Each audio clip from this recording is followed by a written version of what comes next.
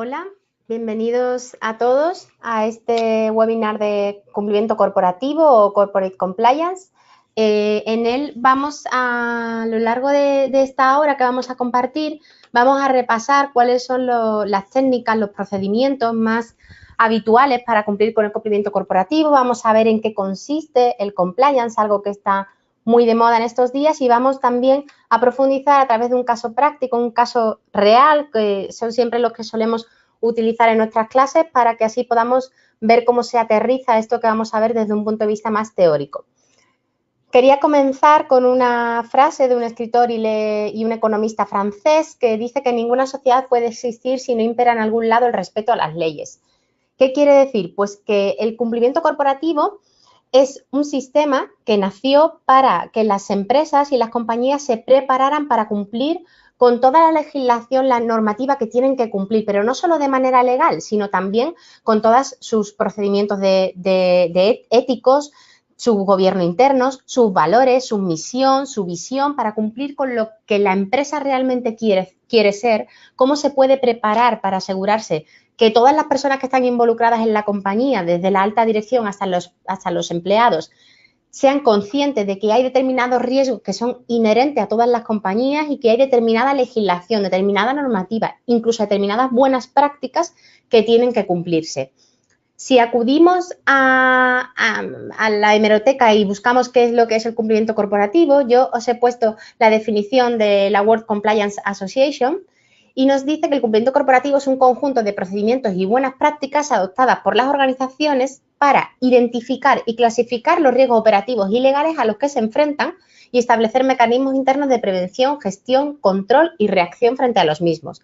La mejor manera de recordar ¿qué es esto del cumplimiento corporativo? ¿En qué consiste esto del corporate compliance? Es pensar en las líneas de defensa en las que tiene siempre una empresa y de las que está compuesta una empresa. La primera línea de defensa es aquella persona que está en primera línea detectando los riesgos. Si nos vamos, por ejemplo, a una entidad bancaria, por ejemplo, la primera línea de defensa sería esas personas que están en la sucursal y que se enfrentan a riesgos operativos ilegales, por ejemplo, a que le entreguen un billete falso en un momento dado, a que se falsifique un documento notarial o un documento que se va a llevar al notario en un momento dado, a que se falsifique información financiera. Esa es la primera línea de defensa, son los primeros que pueden identificar los riesgos, los primeros que los pueden detectar.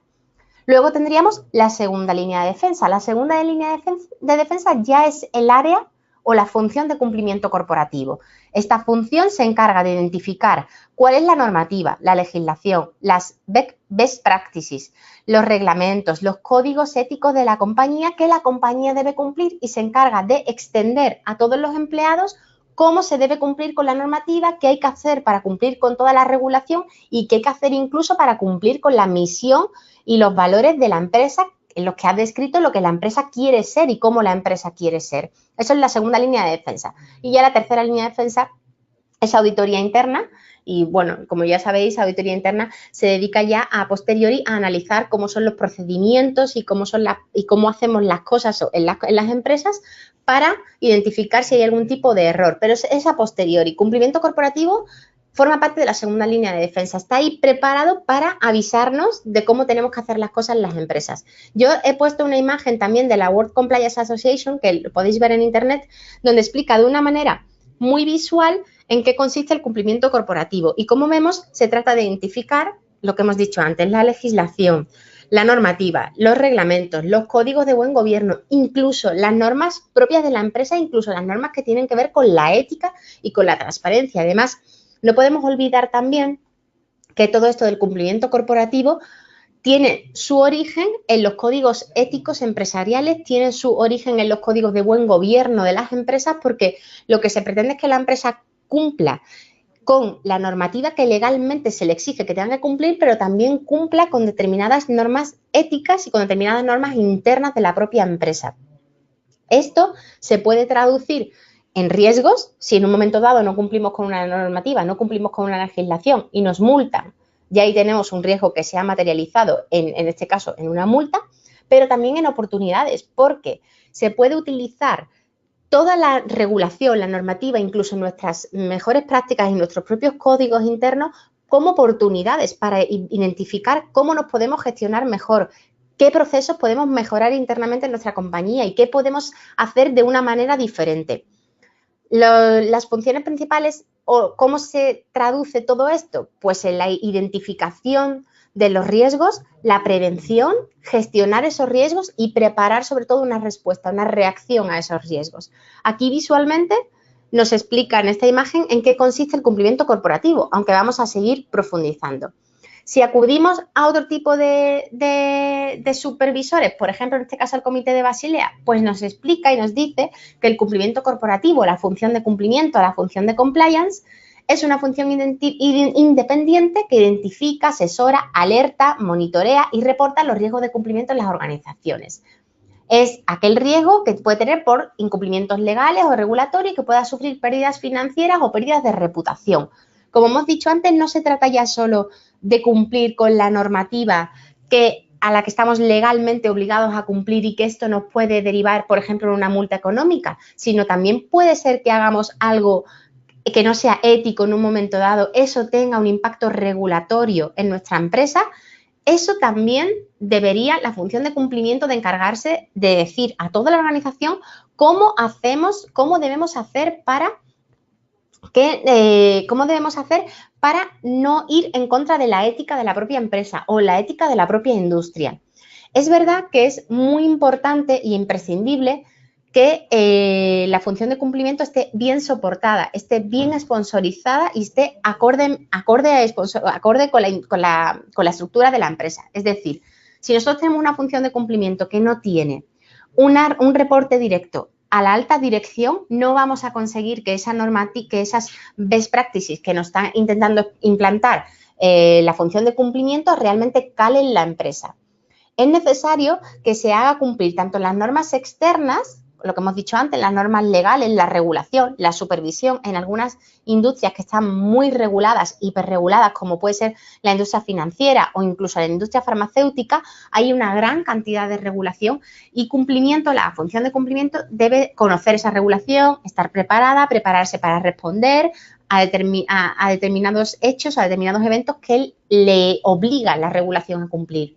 Pero también, como hemos dicho, tienen que cumplir con normas internas de control. Para esto, lo que hace la función de cumplimiento como segunda línea de defensa es que desarrolla una serie de políticas, procedimientos, marcos, establece los mínimos que tiene que cumplir una empresa para poder cumplir con esa normativa que la función de cumplimiento ha identificado.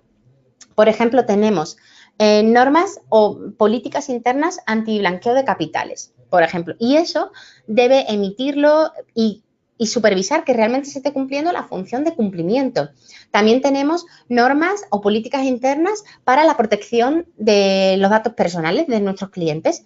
En ese caso, que lo tienen todas las compañías también, es la función de cumplimiento la encargada de asesorar, alertar a los empleados, decirles, oye, tienes que cumplir con esta normativa que existe y que nos obliga a esto y además tiene que monitorear, es decir, tiene que hacer seguimiento de que efectivamente se está cumpliendo lo que establece la normativa y además tiene que reportar a la alta dirección o incluso en algunos casos al supervisor que efectivamente se está cumpliendo con esa normativa. Como vemos en este gráfico que yo os he pegado, siempre el líder de la función de cumplimientos es el Compliance Officer. El jefe de cumplimiento, el Compliance Officer o la oficina de cumplimiento tiene que tener, como hemos dicho antes, un reporte muy alto porque tiene que tener el suficiente empowerment como para poder explicar a toda la organización e incluso imponer en determinadas maneras a toda la organización que hay que cumplir con determinadas normas. Seguro que muchos de vosotros estáis trabajando en empresas donde, por ejemplo, a final de año recibís emails diciéndoos pues, que no se pueden aceptar, por ejemplo, regalos. No se pueden aceptar regalos de clientes o regalos de proveedores, o depende de la industria en la que estemos. Pues en este caso es la función de cumplimiento la que se encarga de avisarnos, de asesorarnos, de alertarnos sobre este tipo de cosas para evitar pues que incumplamos con una normativa, pero también para evitar que la empresa cometa determinados actos que puedan no ser lo suficientemente éticos. ¿Cuáles son las funciones principales del área de cumplimiento? Os he puesto aquí la figura de un policía, que no tenemos por qué ver así a la función de cumplimiento, pero, como hemos dicho antes, la función de cumplimiento como segunda línea de defensa monitorea, vigila, revisa que realmente se está cumpliendo con las políticas, procedimientos, marcos y estándares que ellos han definido. Las funciones principales que tienen son, primero, la identificación, identificar los riesgos de incumplimiento a los que se enfrenta una compañía. Si es una industria financiera, si es una empresa de la industria financiera, identificar cuál es la normativa que tanto Basilea como el Banco Central Europeo o cualquier otro supervisor está emitiendo y que puede afectar a esa industria financiera. Segunda función principal que tiene, prevención. Tiene que diseñar e implementar controles, es decir, una vez que ya hemos analizado la normativa y sabemos qué es lo que tenemos que hacer, tiene que identificar controles para evitar, en la medida de lo posible, de que esa normativa no se cumpla, no se lleve a cabo como el supervisor exige que se lleve a cabo. Luego, la detección, como hemos dicho antes, monitorizar, seguir y ver que efectivamente los controles son eficaces y que se está cumpliendo con la normativa en un momento dado. Y por otro lado, consultivo, asesorar a la empresa sobre las normas y los controles.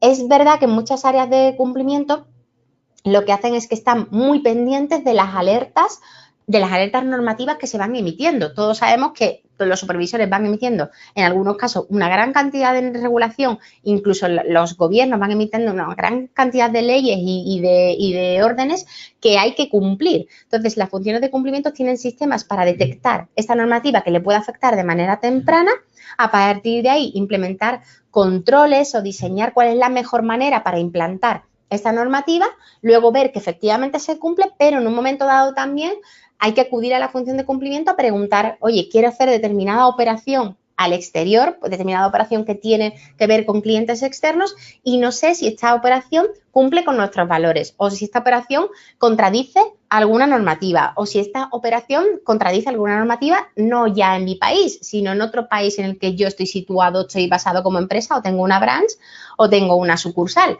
En este caso, es también la función de cumplimiento la que asesora.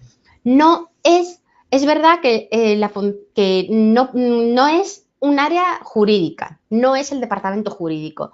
El departamento jurídico realmente comprueba que, por ejemplo, todas las relaciones contractuales estén correctas. El departamento jurídico defiende a la compañía en determinados casos judiciales. Por ejemplo, el área de cumplimiento no. El área de cumplimiento se encarga de establecer estándares, mejores prácticas, controles, políticas, procedimientos, establece roles y responsabilidades, qué debe hacer cada área y qué no debe hacer para evitar que se incumpla con una determinada regulación, pero no lo debemos confundir con el departamento jurídico de la compañía. Regulaciones sobre compliance vamos a encontrar muchísimas relacionadas con cumplimiento.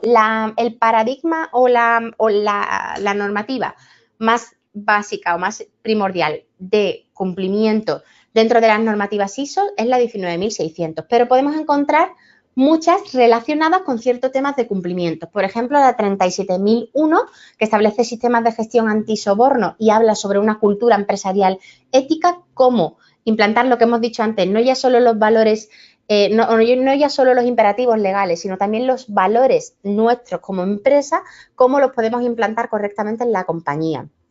La 31.000 también nos habla sobre cómo asentar las bases para una política corporativa orientada a mejorar los procesos de una empresa o a cómo integrar los valores de una empresa en los procesos para mitigar los riesgos que puede haber a la hora de ejecutar cualquier tipo de proceso. También el informe COSO es un marco un marco donde nos establece cómo las empresas pueden conseguir los resultados esperados en materia de rentabilidad y rendimiento, pero siempre respetando los valores de la compañía. Como veis, son normativas que están relacionadas con el mundo de cumplimiento. También el modelo ORSA nos ayuda a cómo valorar y gestionar los riesgos que se asumen el día a día en las compañías aseguradoras y es un modelo que también controlan en las compañías aseguradoras y que tienen que conocer muy bien en las compañías aseguradoras las áreas y las funciones de cumplimiento. Vamos a centrarnos también en normativa de cumplimiento en el mundo financiero porque, como sabéis, los riesgos son intrínsecos al mundo financiero. Porque primero, por ejemplo, en una entidad bancaria, porque una persona, o sea, la entidad bancaria otorga un préstamo a una persona en un momento dado y no sabe si le va a poder devolver si va a poder recuperar ese capital o incluso si le va a devolver ese capital con esos intereses que se han contratado en un momento dado. Pues entonces, el riesgo, como vemos, el riesgo de devolución del principal y de los intereses es un riesgo intrínseco en la industria financiera, pero no solo pasa en las entidades bancarias, sino en las entidades aseguradoras también, porque tenéis que tener en cuenta que las entidades aseguradoras van a tener que devolver en un momento dado un capital, pero van a tener que calcular previamente unas primas con las que soportar ese capital. De ahí que el riesgo también sea intrínseco. ¿Por qué nos vamos a centrar en la industria financiera? Porque las funciones de cumplimiento para la prevención de los riesgos que son intrínsecos a la propia actividad financiera es muy importante en la industria financiera porque hay muchísima normativa relacionada con cumplimiento también en la industria financiera y por un hecho muy importante que derivó en que ahora las funciones de cumplimiento esté tan de moda y sea tan vital o tan primordial como lo es a día de hoy. Y es el comienzo o el inicio, el estallido de la crisis del año 2008.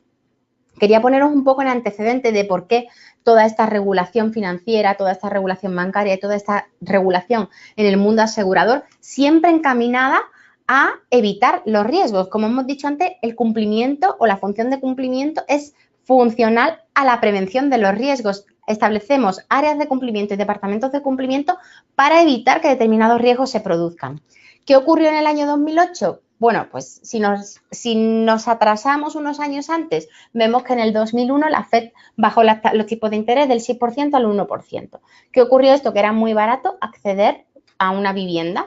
Esto produjo una burbuja inmobiliaria. Todo el mundo quería tener en propiedad una vivienda y todo el mundo compró una vivienda, en concreto, además, en el caso de Estados Unidos. ¿Qué ocurrió? Pues que se empezaron a dar créditos a personas que no tenían una calificación crediticia adecuada para poder acceder a un crédito o a un préstamo hipotecario.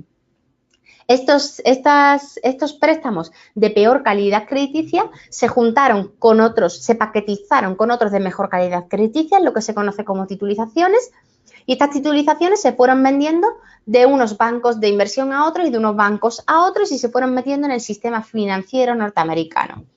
¿Qué ocurrió? Que la FED, bueno, norteamericano, mundial, no solo norteamericano, porque además se vendían de unos bancos a otros y de unas entidades a otras, incluso de distintas nacionalidades. Pero ¿qué ocurrió? Que la FED empezó a subir los tipos de interés y lo sube al 5,5. Ya un préstamo que estabas pagando al 1%, ahora lo tienes que pagar al 5,5. ¿Qué ocurre? Que dejas de pagar porque no puedes pagar el préstamo o el crédito que te habían concedido en ese momento. Y a partir de ahí se dejan de vender casas y estalla la burbuja. La burbuja inmobiliaria estalla y es el inicio de la crisis, se marca el inicio de la crisis en el 15 de septiembre de 2008, que es cuando quiebra Lehman Brothers, como un punto, como un inicio de, a partir de ahí, todos los bancos de inversión que además habían trabajado también con Lehman Brothers y que habían estado pasando titulizaciones unos a otros, pues vieron cómo al final el producto que tenían ya no valía tanto como le habían dicho que valían, porque a los créditos malos juntados con los buenos sobrepasaban los malos a los buenos en un momento dado y de ahí que todo el sistema se fuera resquebrajando. ¿Qué es lo que dicen los analistas como principales causas del sistema? Pues fallos en regulación económica, una recesión que se veía venir, una crisis del crédito porque los bancos, las entidades empezaron a dejar de dar créditos, pero la realidad es que sí que había una falta de regulación. Esta falta de regulación, ¿qué provocó? Pues como vemos aquí, una hecatombe desde el punto de vista de la crisis. Muchas personas perdieron su trabajo, muchas entidades bancarias cerraron, muchas sucursales, por supuesto, se cerraron. Hubo que rescatar entidades financieras por parte de los gobiernos y de los estados de determinados países. Y todo esto, según los analistas, ¿por qué? Porque no se contaba con una regulación muy robusta y aunque nos parezca mentira, porque ha pasado mucho tiempo, no había unas funciones de cumplimiento, unas funciones de compliance encargadas de ver, oye, ¿qué normativa debo cumplir? ¿Qué producto estoy vendiendo a mis clientes que no debería vender o que debería vender de otra manera? Porque todos sabemos y hemos visto en las noticias cómo se han vendido en determinado momento productos a clientes que no tenían la capacidad de entender lo que les estábamos vendiendo. no había departamentos de encargados de esa cultura del riesgo o de esa cultura de cumplimiento de yo como empresa y también como entidad financiera, en este caso, voy a vigilar que no se haga nada que no sea ético o que sea ilegal o que roce la ilegalidad en mis filas, en mi propia empresa. ¿Todo esto en qué desembocó? En una normativa muy importante en el mundo financiero y que además también las funciones de cumplimiento conocen muy bien, que son las normativas de Basilea. El primero era Basilea I, que es muy antiguo y que se publicó en el 88 y establecía que las entidades financieras tenían que tener unos mínimos de capital, en este caso un 8% de sus activos ponderados por riesgo, es decir, un 8% de los activos en base o de los préstamos de que había dado en base al riesgo que tenían esos préstamos, deberían guardarlos como capital para poder asegurar su propia sostenibilidad. Esto, como veis, ya viene desde el año 88, pero se demostró que no fue suficiente para parar la crisis económica que ya se venía fraguando a partir del año 2000 hacia el año 2008. ¿Qué ocurre? Que en el año 2004 nace Basilea II y lo que desarrolla de manera más profunda es qué tipo de sustento, qué tipo de capital deben tener las compañías, las entidades financieras para poder hacer frente a sus propios riesgos. Establece un sistema, que es el que estamos viendo aquí, dividido en 3 pilares, ahora lo veremos, tanto en el mundo bancario como en el mundo asegurador, un pilar que es tener unos requerimientos cuantitativos, es decir, se estableció qué porcentaje de capital tenías que tener, sigue siendo a día de hoy el 8% de los activos ponderados por riesgo. Luego, cómo ibas a gobernar, cómo ibas a gestionar toda tu gestión de riesgo, que es el pilar 2, y el pilar 3, que consiste en la información pública que se da al mercado. Este tipo de normativa lo he querido destacar porque es muy importante para tú gestionar tus riesgos en la industria financiera y es primordial para conocer o para implantar de manera eficiente tu función de cumplimiento dentro de tus entidades financieras. Si tu entidad financiera es una entidad aseguradora, es muy parecido, simplemente en lugar de denominarse Basilea II, se denomina Solvencia II y lo que pretenden también es definir qué capital mínimo tienen que tener las empresas aseguradoras para poder soportar determinadas situaciones de estrés como la que vimos al inicio de la crisis. Como hemos dicho, la crisis desembocó en una gran cantidad de regulación y desembocó más tarde en lo que sería la implantación de las funciones de corporate compliance y de cumplimiento corporativo en las empresas. El cumplimiento corporativo es una herramienta buenísima, es una herramienta primordial para poder identificar a qué riesgos yo como empresa me veo sometida. Y esto enlazamos con no solo ya las empresas financieras, que por supuesto, sino cualquier otro tipo de empresa tiene que cumplir con determinada normativa, y yo he destacado aquí alguna, como por ejemplo la normativa de protección de datos, la GDPR, que entró en vigor en mayo de este año. Todas las empresas tienen que ser muy cuidadosos con los datos que tienen de los propios clientes y eso lo establece la normativa GDPR. También la normativa de abuso de mercado, cómo no jugar con los movimientos del mercado para a tu favor de vender o comprar o vender determinadas acciones y que haya un movimiento brusco de la cotización de esa empresa. También todas las empresas están obligadas a cumplir con la ley antiblanqueo de capitales y financiación del terrorismo. Y luego, si es una empresa de asesoramiento financiero, también debe cumplir con la normativa MiFID, que es la normativa de protección del consumidor, para que no ocurriera, como hemos visto antes, como hemos comentado antes, hechos en los que se vendían determinados activos, determinadas operaciones a personas que no tenían la capacidad para entender qué tipo de operación le estabas vendiendo.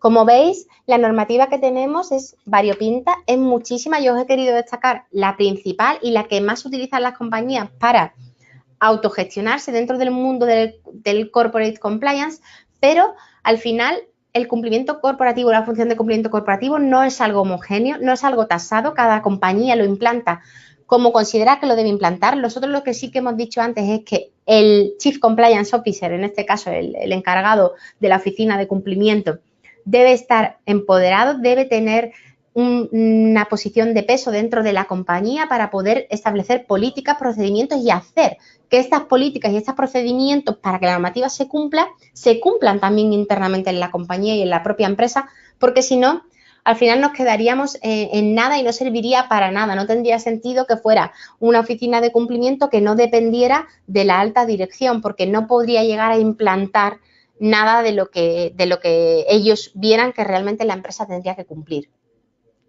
Vamos a pasar ahora, si os parece, a un caso práctico. Yo os he querido poner un caso, en este caso de una industria norteamericana. Es el caso Tyco. Pasamos, si queréis, a leer el enunciado. Denis Kolowski era el presidente ejecutivo de la compañía Tyco Internacional, la cual había pasado de ser una fábrica con un capital de 1.500 millones a un conglomerado industrial enorme con un capital de más de 100.000 millones. También Denis Kolowski pasó de ser uno de los ejecutivos más importantes, respetados y mejor pagados de Estados Unidos a pasar sus días en una cárcel interestatal de Nueva York. ¿Qué ocurrió? Pues que Kolowski fue acusado de saquear sistemáticamente a su compañía por cientos de millones de dólares, incluyendo la realización y las operaciones con bonos no autorizados. En el fraude de Tyco estuvieron involucrados varios altos directivos de la compañía que tenían cargos importantes dentro de la misma, por lo que se les hizo más fácil cometer el fraude. Vamos a verlo con un poquito más de detalle. Vamos a ver la cronología. Entre los años 99 y 2001, el actual presidente de esa época, que era Kolowski, junto con un alto ejecutivo que se llamaba Schwartz, tomaron préstamos y bonos injustificados y hicieron operaciones como les pareció, sin ningún tipo de supervisión y sin ningún tipo de regulación. Además, vendieron la tremenda cantidad de 575 millones de dólares en acciones, con las que además después estafaron a cientos de accionistas de la compañía y falsificaron además los estados financieros de la compañía. Además de todo esto, la empresa tenía a su nombre 28.000 millones de dólares, de los cuales 11.000 millones se vendían en un periodo de un año. Es decir, que en realidad no tenían 28.000, sino que tenían 17.000. En 2002, las autoridades fiscales de Nueva York comenzaron a investigar al presidente junto con otros ejecutivos porque habían sospechas de que habían cometido acciones ilegales para robar 600 millones de dólares. Es muy curioso, si leéis sobre el caso Tyco más adelante en internet, veréis que cuentan que además este señor utilizaba el dinero de la compañía para beneficio propio, pero incluso cuentan anécdotas como comprar cosas absurdas como eran estatuas de oro o estatuas o fuentes que en lugar de echar agua echaban vodka. Cuentan unas cosas tremendas de que este señor había hecho para beneficio propio con el dinero de la compañía, siendo la compañía de los accionistas y teniendo un montón de empleados. El resultado de la investigación fue que no se encontró a priori ningún tipo de plan para defraudar a la compañía, pero se descubrieron que había más de 300 millones de dólares en errores contables, además de una mala administración por parte de los responsables, y en 2003 fue cuando se hizo público el fraude. La cotización de la empresa en el mercado se fue a pique, por supuesto, el valor de las acciones llegó a perder más de 100.000 millones, generando una gran cantidad de pérdidas a todos los accionistas y a los inversionistas. Y en 2005 se demandó a los altos ejecutivos de Tyco con un resultado de condenas, incluso algunos llegaron hasta los 25 años de prisión. En junio de 2005, Denis Kolowski fue condenado junto a Schwartz por robarle a la compañía cerca de 600.000 millones de dólares para financiar caprichos y opulentos estilos de vida a través del uso de préstamos ilegales y de emisión de bonos también ilegales. Como hemos dicho antes, el ritmo de vida que llevaba este señor con el dinero de la compañía era tremendo, era alucinante. En 2007, el Tribunal Federal aprobó un acuerdo financiero por el que el Tyco y los responsables se vieron obligados a pagar 3.002 millones de dólares a todos los accionistas. ¿Qué ocurrió con el caso de Tyco? ¿Cuáles son las conclusiones que podemos sacar? Pues ahora vamos a ver un poco más en detalle, pero evidentemente en los años 2000 de los que estamos hablando no había unas funciones de corporate compliance bien definidas y bien establecidas en las empresas. No estaba tan intrínseco como utilizar la normativa, la regulación, la ética y los valores de la propia compañía para, en un momento dado, decidir qué operaciones se pueden hacer y qué operaciones no se pueden hacer. Es verdad que aquí, en este caso, también entraría en juego la tercera línea de defensa, porque seguramente esta compañía estaba siendo auditada y auditoría podría haber detectado esos errores contables de los que hemos visto antes. Pero si hubiera habido una segunda línea de defensa, quizás se podría haber parado a este señor mucho antes o quizás incluso podría haberse prevenido y que no se hubieran llevado a cabo determinadas actuaciones como las que se llevaron. Es verdad que esto está muy ligado también con la ética empresarial, qué es ético y qué no es ético. Es decir, puede ser que este señor pensara que utilizar determinado dinero de la compañía en un momento dado para un capricho no le iban a pillar y no iba a pasar nada porque nadie se iba a enterar, pero es ético utilizar un dinero de la compañía que no es suyo, que pertenece a los accionistas, una compañía además con muchísimos empleados. Hemos visto otros casos en los que las compañías se han ido a pique y se han perdido muchos puestos de trabajo, como puede ser el caso Enron, que también hubo algo, en el caso de Enron hubo también algo de falta de ética empresarial por parte de los directivos de la compañía, también hubo ciertos problemas con los auditores porque los auditores no detectaron las falsedades que había, es decir, fue un caso en cierto modo similar y siempre va ligado a lo mismo, utilizar una función para identificar los riesgos normativos, regulatorios y también éticos y morales para identificarlos a priori. De ahí la expresión también de riesgo de cumplimiento. Las áreas de cumplimiento están expertas también en identificación de riesgos y lo que hacen es establecer políticas, mejores prácticas y procedimientos para evitar que estos riesgos no puedan ocurrir. Es verdad también que esto tuvo un efecto positivo, por decirlo de alguna manera, y es que a partir de aquí se crearon una serie de medidas de buen gobierno por parte de los directivos de la compañía y se fortaleció la forma de trabajar de la propia empresa Tico. Es decir, que a partir de aquí pues, se dieron cuenta que era necesario establecer determinadas medidas para que se trabajara de una manera más ética y más justa en la propia compañía. Ciertas reflexiones que he querido yo aquí destacar en relación al caso. ¿Qué habría pasado si TIC hubiera contado con políticas de cumplimiento normativo? Es decir, ¿qué habría pasado si hubiera contado con procesos, procedimientos y políticas para evitar que, por ejemplo, se pudieran dar determinados créditos sin pasar determinados controles o se pudieran emitir bonos sin pasar por determinados controles internos de la propia empresa? ¿Se podría haber evitado esto o por lo menos se podría haber disminuido el impacto que esto al final tuvo? Otra segunda reflexión es qué habría pasado si Tico hubiera tenido ya efectivamente implementado un departamento de Corporate Compliance y tuviera un Chief Compliance Officer. ¿Qué habría pasado si tuviera a lo mejor a un departamento que estuviera avisando de, señores, estas determinadas operaciones no se pueden hacer, hay que cumplir con estos controles, existen estos comités, existen estas barreras, existen estos tipos de control antes de emitir una operación al mercado? ¿Qué habría pasado si esto hubiera estado implantado? ¿Habría sido posible que se hubiera dado esta misma situación con toda la normativa existente en el día de hoy? Yo creo que tras la crisis, no ya solo el sector financiero, sino todas las industrias han pasado por un sistema de bastante mayor supervisión y bastante mayor regulación. Es posible que los supervisores fiscales y los supervisores americanos a día de hoy, como se han puesto las pilas y han emitido muchísima cantidad de regulación, es posible que a lo mejor lo hubieran detectado antes. Yo no sé si se habría dado o no la misma situación, pero es posible que a lo mejor lo hubieran detectado antes. También nos preguntamos, ¿estarían bien implementadas en TICO las tres líneas de defensa, Line of Defense?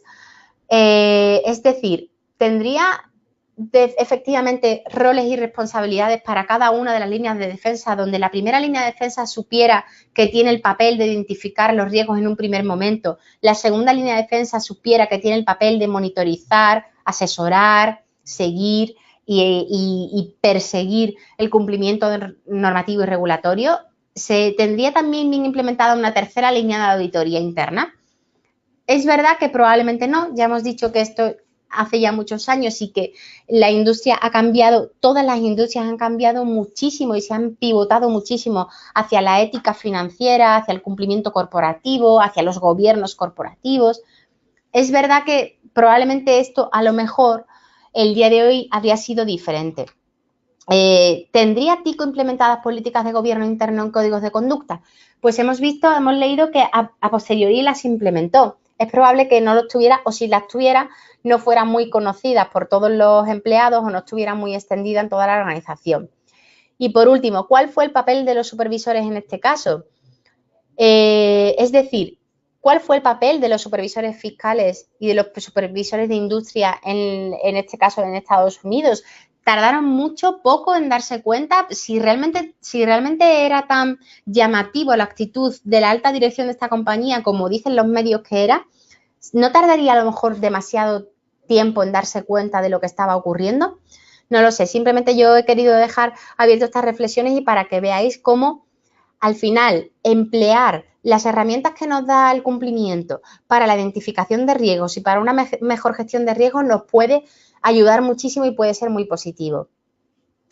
Ya por último, como conclusiones, antes de pasar a la ronda de preguntas, pues recordaros la necesidad de implantar sistemas de gobierno corporativo. Es necesario que las empresas definan qué quieren ser, cómo quieren ser y cómo quieren hacer las cosas y que lo pongan por escrito y que lo den a conocer a toda la organización.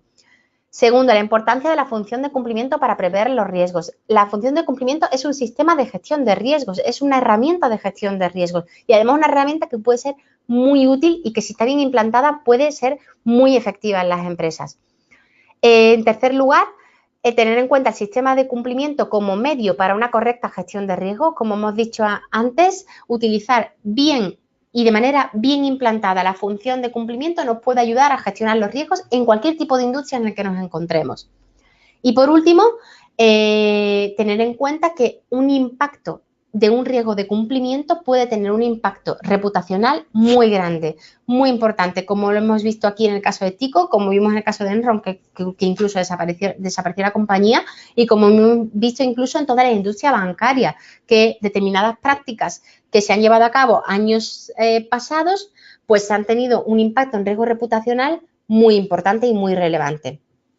Y ahora, si queréis, pasamos a cualquier pregunta que tengáis. Me decís, lo vamos viendo. O cualquier pregunta del caso. Os he intentado poner un caso práctico. Un caso práctico que fuera real para que lo vierais. Así son, como siempre en clase intentamos poner casos reales para que veáis que lo que estudiamos realmente existe en la realidad y se materializa en la realidad. Vale, a ver, vale, nos pregunta Carlos si las diapositivas las enviaremos por correo. Pues yo creo que como podéis acceder al link del webinar, pues ahí podréis en el vídeo tenéis las diapositivas y ahí podéis, si queréis en un momento dado, incluso guardar un pantallazo. Nos pregunta Raquel, ¿hay diferencia entre implementar y aplicar los controles correctamente? No, son sinónimos, implementar y aplicar. Lo que quiero decir es que no se trata simplemente de tener controles y ya, sino que los controles tienen que tener un sistema de gobierno, tienen que tener una governance detrás, tienen que tener un responsable del control, tienen que tener un timing, tenemos que definir cada cuándo se van a someter los controles, quiénes se van a someter a los controles, quiénes son los encargados de vigilar que efectivamente los controles se cumplan correctamente. A este tipo de cosas es lo que me refiero con implementación. Es decir, que tengan todo un proceso, un procedimiento detrás, que no simplemente yo dibujo un control y nadie lo aplique o se me olvide en un cajón. Eso no tendría ningún sentido. ¿El área jurídica puede asumir el rol de oficial de cumplimiento correctamente? Como hemos dicho antes, yo no confundiría. Unas son las funciones del área jurídica, que tienen las funciones de ver que los contratos estén correctos, de acudir a juicios, de hacer demandas, ese tipo de cosas con la función de cumplimiento. Es verdad que el área de cumplimiento y la función de cumplimiento tiene a muchos juristas dentro de su área, porque los juristas al final, muchos de ellos han pivotado hacia este tipo de formación porque están acostumbrados a leer normativas y están acostumbrados a definir controles para determinadas normativas. Entonces, es algo que sale de manera muy natural.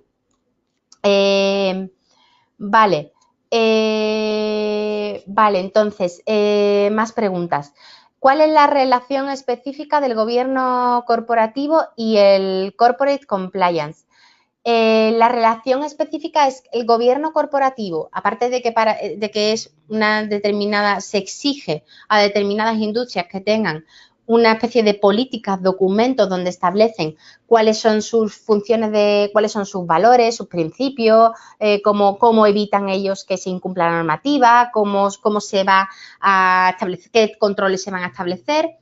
Eso es el gobierno corporativo y está relacionado con el corporate compliance en que una cosa sustenta a la otra. Es decir, el cumplimiento corporativo incluye normalmente el gobierno corporativo, es decir, es la función de cumplimiento quien define qué controles vamos a tener, los redacta en una política, los da a conocer a toda la compañía, ve que efectivamente se implante esto efectivamente en toda la compañía. Vale. Vale, entonces, más preguntas. La idea. Vale, un segundo. Vale.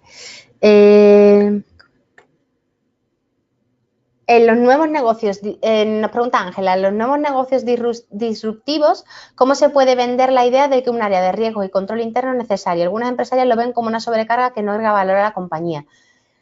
Pues sí, Ángela, esto puede pasar, que muchas veces piensen que esto es burocracia, añadir burocracia que no sirve para nada, pero yo creo que con los casos, o sea, es decir, solo hay que acudir a los medios para ver que ha habido en muchísimas industrias y en muchísimos tipos de empresas que se han visto determinados casos y riesgos que se han materializado y que la empresa no los ha visto venir. Entonces, ¿cómo podemos decir que un área de riesgos o un área de control interno no aporta nada? Si los riesgos son inherentes a prácticamente cualquier tipo de negocio, porque sobre todo los riesgos operativos, es decir, los riesgos laborales, los riesgos de errores de un empleado, los riesgos de una estafa, todo esto son inherentes a cualquier compañía. Entonces, intentar es decir que es simplemente burocracia y que no añade nada cuando vemos casos de todo tipo, desde los casos, como hemos dicho antes, desde los casos de la industria bancaria, desde los casos de las petroleras que tienen vertidos en el mar y tienen un impacto en riesgo reputacional tremendo, desde los casos de empresas que no cumplen con la prevención de riesgos laborales y tienen accidentes importantes en sus empresas. Todo este tipo de cosas hace que un departamento de gestión de riesgo y de control interno sea imprescindible en cualquier tipo de empresa, en cualquier tipo de compañía. Y en los negocios disruptivos también, porque es que es inherente y más aún si esos negocios están colgados en Internet, más riesgos que los que podemos tener en Internet. Ya, básicamente, por ejemplo, la utilización de los datos personales de las personas que se dan de alta en nuestra web ya es un riesgo en sí mismo. Entonces, ¿cómo se puede vender? Pues yo creo que quien emite ese tipo de afirmaciones es porque realmente no se ha parado o no es consciente y no se ha parado a ver la cantidad de riesgos que hay en las compañías y que son inherentes a todos los tipos de negocio. ¿Cuál es la función de auditoría respecto a cumplimiento? ¿Qué revisaría? Pues como hemos dicho antes, cumplimiento segunda línea de defensa, cumplimiento establece normas, mejores prácticas, políticas, procedimientos antes de que ocurra el riesgo, va avisando, oye, esto hay que hacerlo de esta manera o no se puede hacer esta determinada cosa. Lo que hace auditoría interna, que es tercera línea de defensa, es entrar en detalle a ver cuál es tu día a día, cómo es tu trabajo, cuáles son los procedimientos que hay establecidos. Y si identifica algo, normalmente es a posteriori, es decir, algo que ya está mal hecho o algo que se ha hecho mal. No es a priori como la función de cumplimiento que te está avisando para que hagas las cosas de una manera mejor. ¿Cuáles son las principales áreas que deberían incluirse dentro de cumplimiento? Las principales áreas, si te refieres a en qué se deben dividir, pues normalmente las áreas de cumplimiento están divididos por unas personas que analizan normativas, por otro grupo que son los que implementan controles y por otro tercer grupo que son los que hacen seguimiento. Incluir áreas globales como finanzas, contabilidad o tecnología dentro del área de cumplimiento no tendría sentido porque el área de cumplimiento es transversal, es cross a todas las funciones de la compañía. Entonces, no tendría sentido incluir otras áreas, sino simplemente crear tu área de cumplimiento y luego dividirla, pues, como yo te he dicho antes, en estas tres partes o dividirla como consideres. Adicional al Compliance Officer, ¿qué otros cargos recomiendan para empresas de tamaño mediano? Pues para empresas de tamaño mediano es apoyar al Compliance Officer, al Chief Compliance Officer con un equipo de analistas normativos que pueden ser juristas o no, normalmente lo son, y un equipo también tecnológico para que luego se puedan materializar en herramientas ese tipo de controles. Esto del cumplimiento puede servir para cualquier tipo de empresa y para cualquier tamaño de empresa, porque como hemos dicho antes, los riesgos están inherentes a todas las industrias. ¿La gestión del gobierno corporativo debe ser liderada por cumplimiento? Normalmente, pero la gestión del gobierno corporativo, el día a día, sí, debe ser liderada por la función de cumplimiento, pero todo esto, como hemos dicho, tiene que estar soportado por la alta dirección. Entonces, la alta dirección tiene que soportar y tiene que vigilar que efectivamente esto se cumpla, y al final hay que hacerle reportes de cumplimiento a la alta dirección y que la alta dirección los firme y que la alta dirección sepa qué es lo que está ocurriendo en esta materia. ¿Hay alguna norma ISO relacionada con compliance? Nos pregunta Luigi. Sí, hay muchas, la hemos visto, las hemos puesto todas, creo que en la tercera o cuarta diapositiva. La 19.600 es la norma más paradigmática de ISO relacionada con cumplimiento. Nos pregunta Luis Carlos, ¿qué se puede hacer contra la falta de ética de directivos corruptos? Pues implementar eficientemente controles y prácticas. Y al final, este tipo de actuaciones, como siempre son de cara a un tercero, es común que siempre alguien lo detecte en la compañía y lo detecte en la empresa. Si tenemos funciones transversales, cross a toda la organización, si tenemos una función de cumplimiento bien implementada y seria, es muy posible que detectemos en un momento más o menos temprano una falta de ética de un directivo, pero al final lo único que se puede hacer es perseguir, intentar prevenir y al final también ser ejemplares con los castigos que se dan a este tipo de situaciones. ¿De quién dependería compliance? Nos pregunta Esperanza.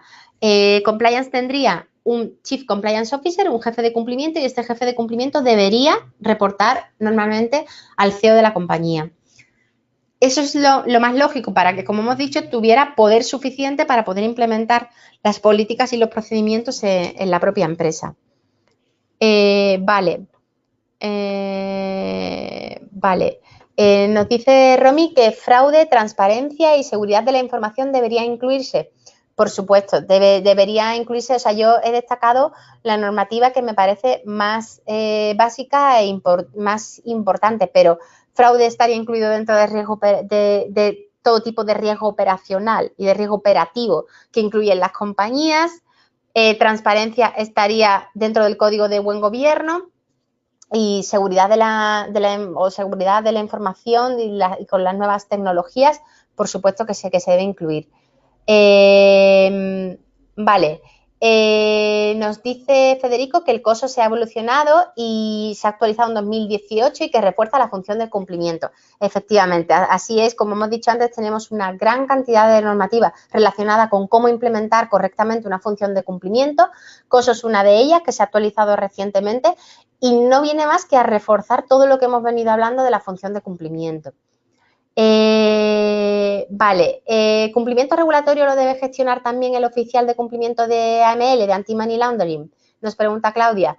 Pues normalmente lo que se suele hacer es que la función de antiblanqueo de capitales o de Anti-Money Laundering está incluida dentro de la función de cumplimiento. Se suele ser así. Si se quiere utilizar al superior o al jefe o la persona encargada del antiblanqueo de capitales para que gestione la oficina de cumplimiento, también se puede hacer así, pero lo que se suele hacer es incluir uno en la otra. Vale, ¿qué más? ¿El departamento de mantenimiento de operaciones de una empresa puede aplicar los controles de compliance o solo se les deja la parte legal? No, por supuesto lo puede aplicar. Como hemos dicho antes, no tenemos por qué relacionar cumplimiento con el departamento legal. Lo puede aplicar cualquier área, aparte que los controles, o sea, normalmente la función de cumplimiento define los controles y quien los aplica son las áreas para las que la función de cumplimiento ha identificado esos controles. Entonces, lo puede hacer operaciones, lo tiene que hacer finanzas, lo tiene que hacer tecnología, lo tiene que hacer cualquier tipo de departamento que exista en la compañía. ¿Su sugerencia es que compliance dependa directamente de la junta directiva? Mi sugerencia es que dependa o del CEO o de la junta o del consejo o de alguien que tenga poder directo sobre la compañía, pero porque es que estamos implantando roles, responsabilidades, políticas, procedimientos, tenemos que tener empowerment para poder implantar eso en la compañía, si no, no habría otra manera de que eso se pudiera implantar. Efectivamente, es mi sugerencia y es lo que yo he visto en otras empresas.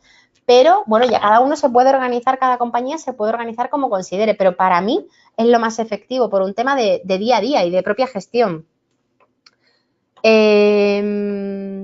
¿Cumplimiento debe estar encargado del monitoreo de los controles implementados para mitigar los riesgos regulatorios? ¿Cuál es el papel de auditoría? Pues auditoría, como hemos dicho antes, tampoco se encarga de monitorear que se cumpla con los controles. Auditoría mira cuál es tu proceso y cómo lo haces, incluso si se puede mejorar o se puede enriquecer el proceso que haces, no ya solo los controles. Si es cumplimiento el que debe ser el encargado, pues en determinadas empresas es cumplimiento el encargado del monitoreo, en otros casos es control interno, por ejemplo, y en algunos casos control interno está dentro de cumplimiento y en otros casos está fuera. O en otros casos es incluso, depende para determinadas situaciones o empresas muy tecnológicas, es un área dentro de tecnología la que está encargada del monitoreo de los controles. Eso depende de cómo se establezca. Yo creo que el monitoreo de que se cumpla con la normativa sí la tienen que hacer cumplimiento. Si eso implica que va a tener el control directo de los controles o no, o lo puede revisar otro área y simplemente mandarle un reporte a cumplimiento, eso ya depende de la empresa y de cómo se organiza la propia compañía. ¿La función de cumplimiento también es válida para empresas industriales o comerciales pequeñas? Bueno, la empresa Tico que hemos visto en el ejemplo era una empresa industrial. Y, por supuesto, para empresas industriales pequeñas, sí, también. Lo único que no hace falta tener, a lo mejor, si es pequeña, un área enorme de cumplimiento o ni siquiera un área de cumplimiento, sino que haya una persona que sea la encargada de analizar cuáles son los riesgos regulatorios y los riesgos normativos a los que se ve sometida la empresa y la encargada de establecer controles y de hacer seguimiento para que efectivamente se cumpla con la regulación. Vale. ¿Qué recomendación me puedes dar sobre cómo llevar estos controles en pequeñas empresas? Pues como hemos dicho antes, que sea una propia persona. Incluso, mira, se pueden hacer mapas de calor, se puede hacer análisis de impacto y probabilidad de los riesgos. Este tipo de cosas que se pueden hacer para controlar los riesgos y para hacer seguimiento de cuáles son mis riesgos y primero tengo que conocer la normativa que me aplica, pero eso en una pequeña empresa o en una gran empresa lo sabe siempre el dueño de la empresa. Entonces, una vez que ya sé cuál es la normativa que me aplica, puedo identificar cuáles son los riesgos y en base a eso establecer controles, acciones de mitigación, quién va a ser el responsable de ese control y no hace falta tener tener un gran desarrollo, una gran área de cumplimiento destinado a esto. Vale. Nos queda tiempo para una pregunta más. Nos pregunta Claudia si puede ser gestionado por el gestor de riesgo de la empresa. Sí, también muchas veces cumplimiento, como hemos hablado antes del riesgo de cumplimiento está integrado dentro de la función de riesgo de la empresa. Y sí, puede unificarse dentro del Chief Compliance Officer, el Chief Risk Officer, o al revés, dentro de la función de jefe de riesgos, pues se incluye la función de jefe de cumplimiento. Sí, efectivamente también se puede hacer. ¿Qué hacer cuando la alta gerencia decide no dar a conocer el gobierno corporativo? Pues en este caso no tendría mucho sentido, porque si no sabemos cuáles son los principios de nuestro o cómo queremos gobernarnos como empresa, si los empleados no lo sabemos, es muy difícil que podamos llevarlo a cabo. No sé qué sentido tendría. En cualquier caso, ¿qué podemos hacer? Pues intentar saber cuáles son cómo es la forma de cómo quieren gestionar sus riesgos en la empresa, pues hablando con departamentos de riesgo, hablando con el controller, intentando identificar cómo es nuestra empresa y cómo actúa nuestra empresa para ver si podemos así tener unas ciertas nociones de en qué consiste el gobierno corporativo, pero es muy difícil. Y por mi parte, nada más. Tenemos muchas preguntas, cualquier cosa, por favor, pues nos decís, ¿vale? Nada, espero que os haya servido la clase y nada, pues simplemente animaros a todos a participar en los foros, los que ya sois alumnos y a los que no, pues os esperamos aquí para ver este tipo de casos y otros que se dan en la vida real y que vemos que todo lo que estamos estudiando tiene su efecto en la vida real. Y nada más, muchas gracias a todos por vuestra atención.